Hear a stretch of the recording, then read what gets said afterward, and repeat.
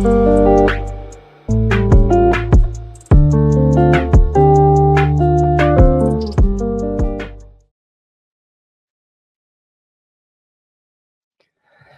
สงค่า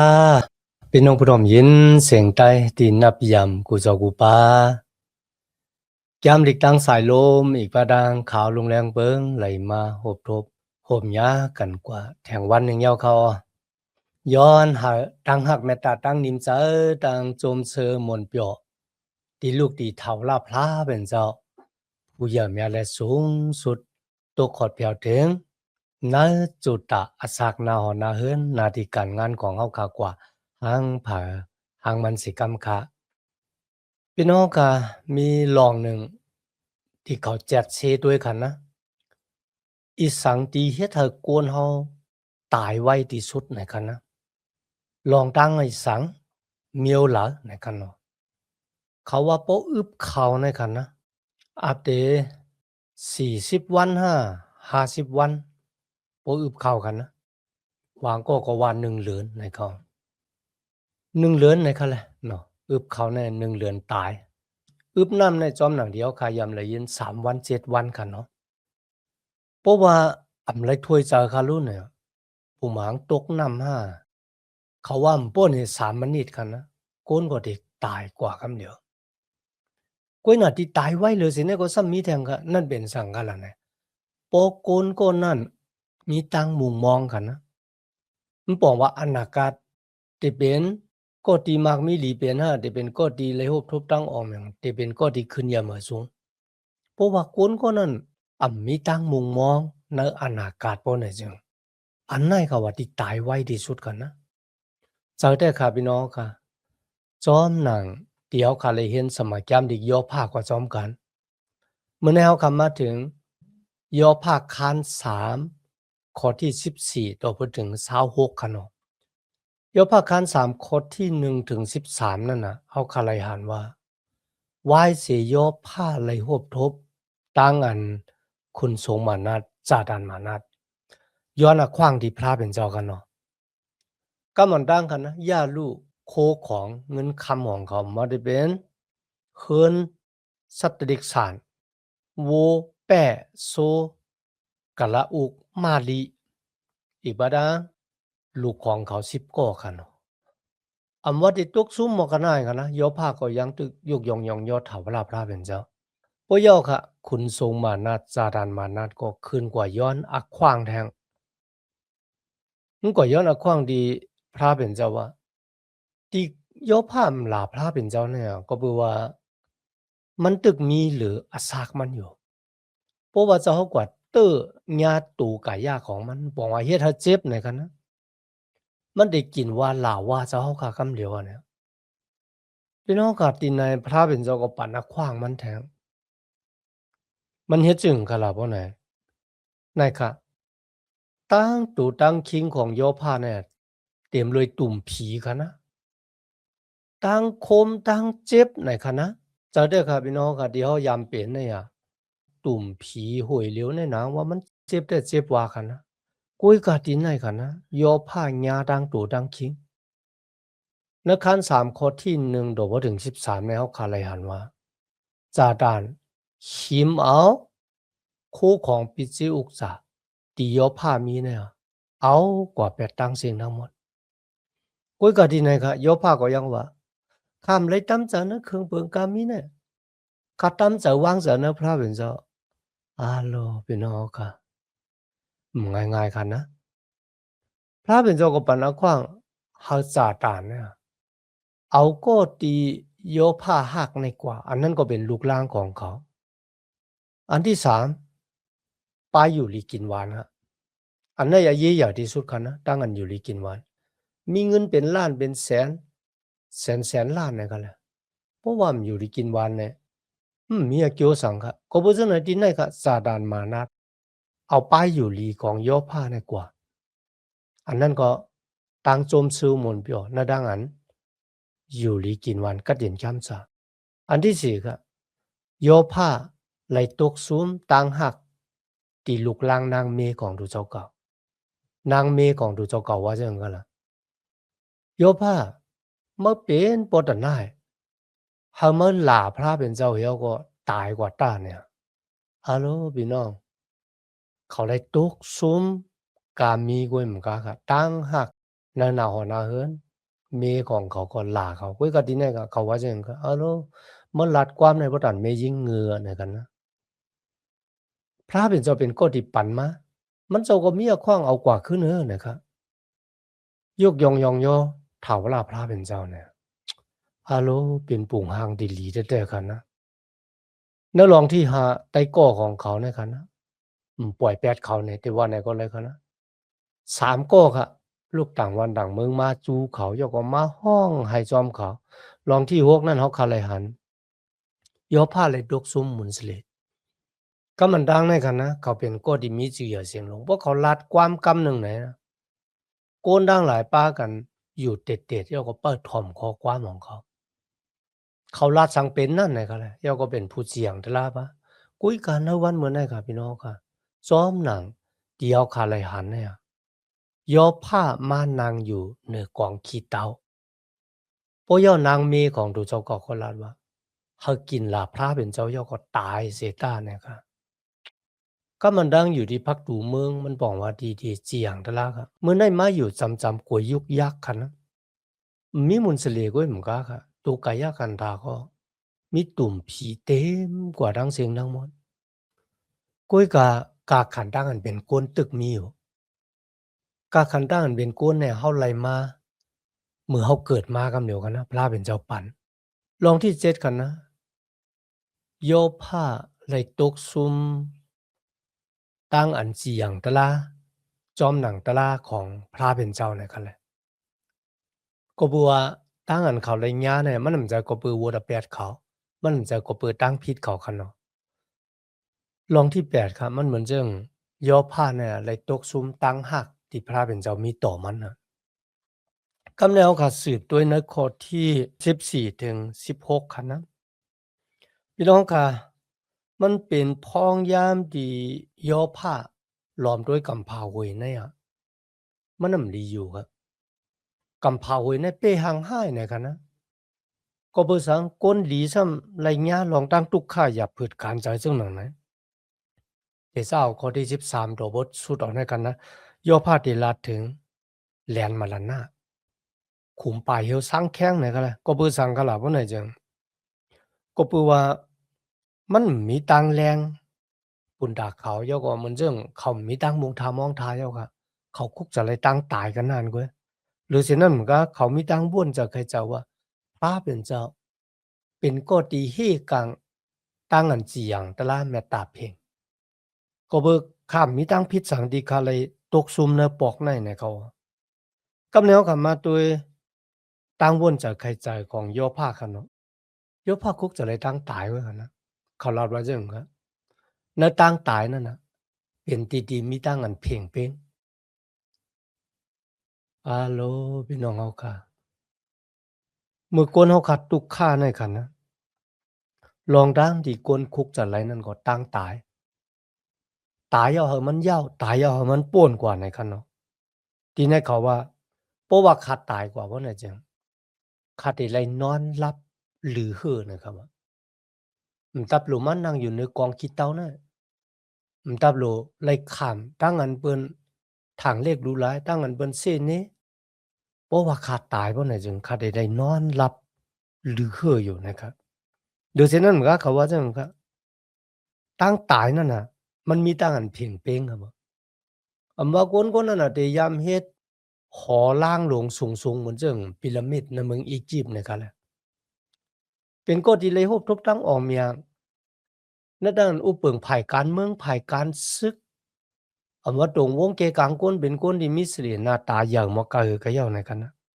ตัวหนังล้วนตายพ่ายนะครับเขาว่าจังได๋กันนะ ว่าคนๆนั้นได้มีเงินคำล้นหรือเกิดมาปากจาดเหงจาดก่อมเสียงสิตากุยกันในต่างตายนั่นน่ะมันมีต่างอันเพียงเป้งกันนะครับพี่น้องครับมื้อเฮาค่ะเลยอ่านที่ในเอากันนะเฮ็ดให้เราเข้าฮู้ว่าในต่างตายนั่นน่ะ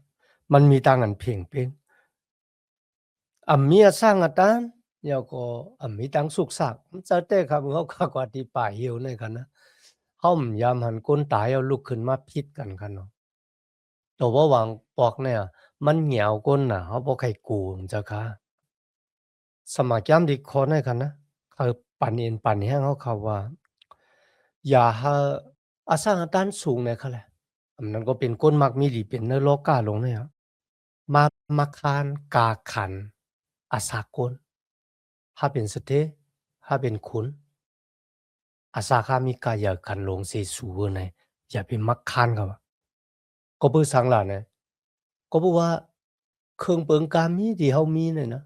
เอาความไรมาตัวหลายก็มือตัวหลายก็นานก็ในกันนะหรือสินั่นมันก็ค่ะเงินคำก็ยาอาสาตันสูงก็ยาตั้งออมอย่างก็ยามันเลยจอยเฮาป่นเสียตั้งทุกข์ค่ะมันเลยจอยเฮาป่นเสียตั้งตายเหมือนเจิงที่ย่อผ้าเลยฮบเลยทบอยู่ในกิ่งในกันนะเพราะนั้นเฮารู้เฮ็ดจึงล่ะนะให้เฮาจู้ซิมผ่านตาของเฮาไว้ในเมืองกลางเฮาเหมือนเจิงที่เจ้าเยซูเลยลาดไว้กันนะกำมอดว่าหอว่าได้มากินก้อยก็ให้สู้ซิมปั่นตาของสูไว้ในเมืองกลางเฮาบุญดาเนี่ยที่ในเฮาคาลายันสุดาสักด้านของย่อผ้าเป็นปุ่งห่างอันดีพุ่นดาวคาแท้ๆกะในข้อที่17ถึง19ค่ะนะย่อผ้าด้วยหันถึงตั้งตายว่ามันเป็นตั้งรอดแล้วกำลังที่ไล่แต้มหมายไว้กันนะก้นหมึกเรื่องก็เตรียมหมอกว่าขี้เน็กเต็กเต็งเบิ่นแทง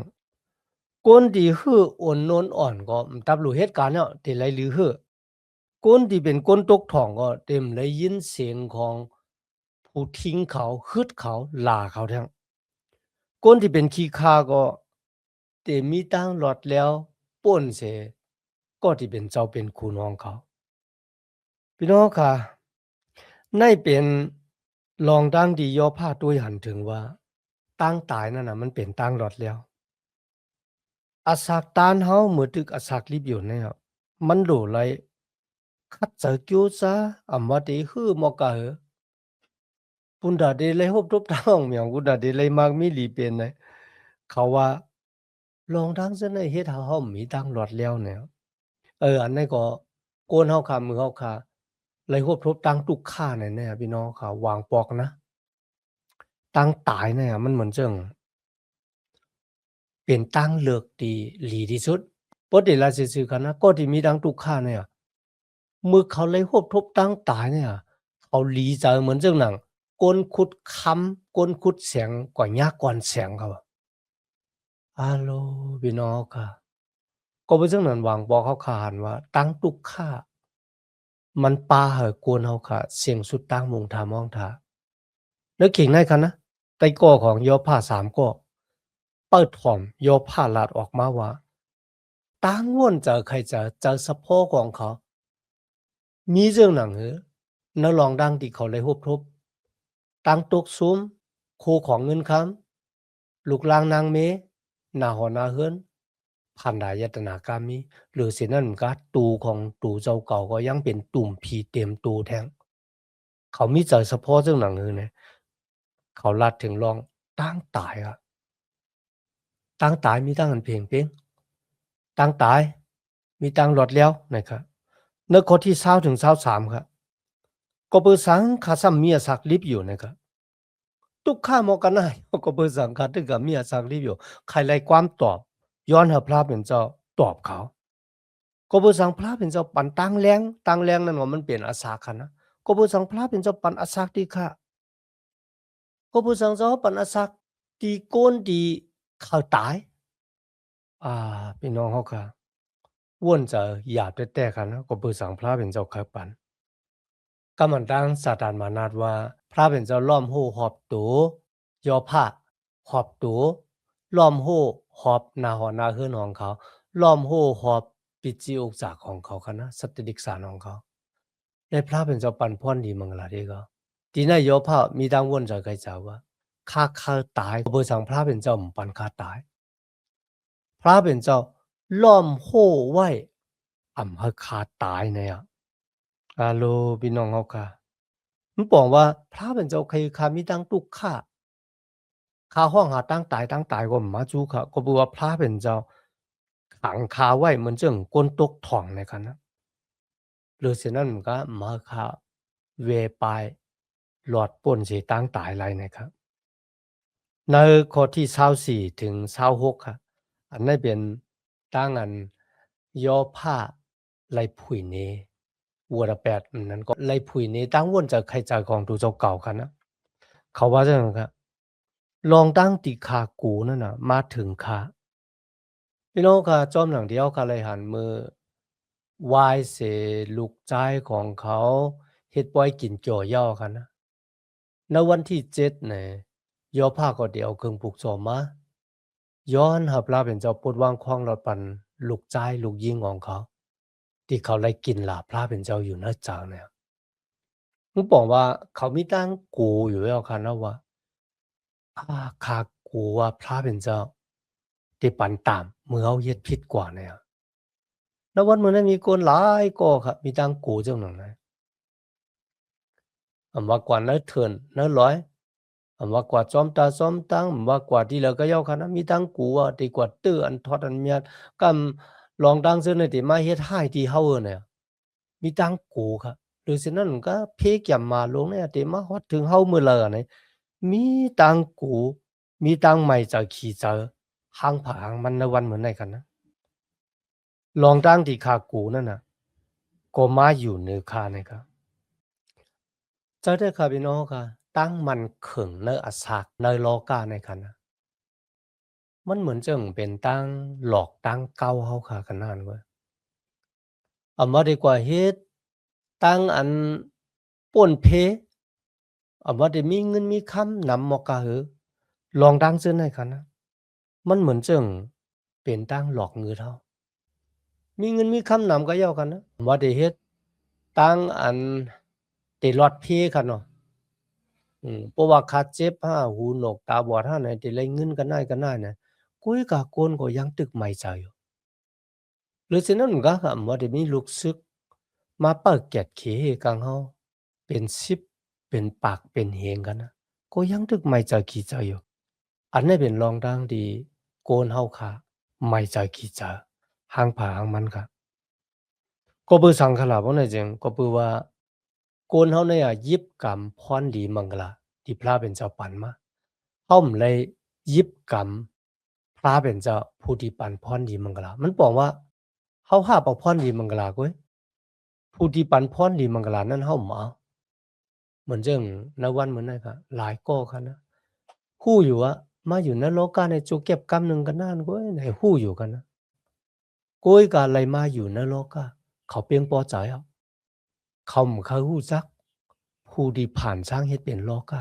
ผู้ที่เป็นเจ้าของโลกาในคันนะ อันเนี้ยมันเฮ็ดให้คนเฮาค่ะมีตังไม่จากขี้จะกุยกะเพราะว่าเฮาค่ะอับอนาคตของเฮาค่ะไว้ในองค์มือของพระเป็นเจ้าเมื่อพุกนั้นอะมันได้มีสังปกปอกเป็นมาแหน่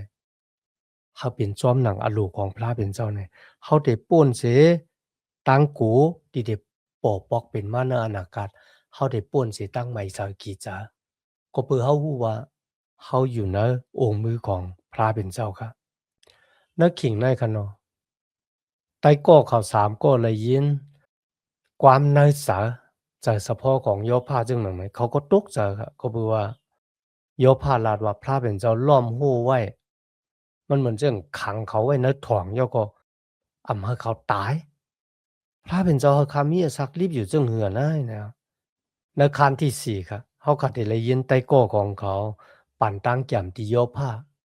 ก็เปิดสังโยภาเลยโหบทบเพอันเดแล บสังโยภาจึงมีอาสากลิบอยู่ตายในเฮาคาได้เลยยินไต้ก่อเขาเตลาดนี้เขาค่ะนะในคันที่3นะครับโยภาไหลพุยใจเฉพาะของเขากามีดังเสียงดังหมดหนีไต้ก่อของเขาว่าเขามีตังตุกข้าหมอกกาหือกันนะเขามเลยเถียงเป็ดพระเป็นเจ้าเขามเลยลาดว่าพระเป็นเจ้ามี không lấy thiền biếtว่าคำยุ่มในพระเป็นเจ้าย่อก็เปิดขาเลยหุบทบตั้งตุกข้าไหนคำเลยเถียงเป็ดครับกุ้ยกะเขาตึกขาถามหาลองตั้งมันก็เปิดสังข้าจึงซ้ำมีอาศักลิบอยู่นะครับ นั่นค่ะใต้ก้อของเขาที่นางเหตุถ่อมเขานั่นค่ะบ่ใครเยื่อนแล้วค่ะในขิงในค่ะนะในคันที่สี่ใต้ก้อเขาที่ว่าซึ่งหนังหือที่ย่อผ้าเนี่ยเขาก็ที่สืบไล่เฮียนกว่าซ้อมกันเขามีดังนั้นตั้งเกจูยันน่ะในวันเหมือนไหนที่มาเห็นแกมหลีกกว่าซ้อมกันต่อปอถึงอขิงเขายามเอาขาดสุดกันนะ